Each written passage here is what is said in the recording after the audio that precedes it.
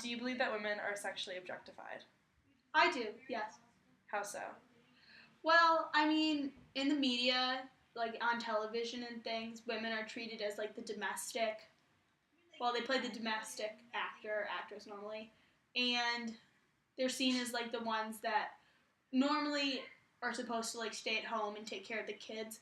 And then in instances where they are working women, they like make a point to show that it's like harder and more different that they're working women, whereas men are just seen as like the providers naturally. Have you ever personally had an experience where you felt sexually objectified because you are a woman? Yes. How did this experience affect you?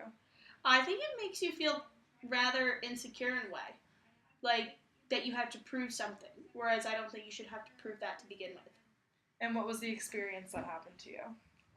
Well, when you go out to the bars or something where there are a lot of people, a lot of times, especially men, will like comment on what you're wearing and how you look, and that doesn't really ever go the other way. And maybe it's supposed to be taken as like flattery, but a lot of times it's women competing with each other to see who looks better. Whereas that's just not even a thing for guys when they were like if they were to go to the bar or do something like that. Do you believe that the media has something to do with the sexual objectification of women? Yes. What other factors do you believe contribute to this issue? I think that just the way you're raised has a lot to do with it. I'm from upstate New York, where it's just very common for a lot of women, especially, to stay home and to not go to college. And that's not a bad thing, that's just like their life choice.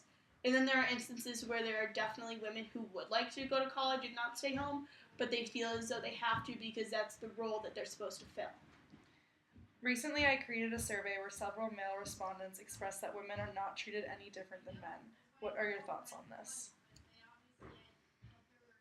I don't think it's really them like protecting themselves and justifying things, but they probably don't realize that it's happening because once again it's just a role that individuals fulfill and it's the way that it's always been done and so that's how they act as well. What do you think is the most common way women are sexually objectified? I think a lot of people make a lot of not derogatory comments but unnecessary comments about jobs that women should have and ways that women should dress that just aren't necessary. Many men claim that being catcalled is a form of flattery. What are your thoughts on catcalling, and do you think it's considered a form of sexual objectification? A lot of times it's probably good intentions and it's like flattery, but really the execution isn't right. No, I mean, no one's gonna, it's not the worst thing someone could do, but it's embarrassing normally when it happens. And I just don't think that's the way it should be handled. Women would much rather have you come up to them and say you're really pretty than have you yell something at them out the window. What do you think we can do to fix this problem?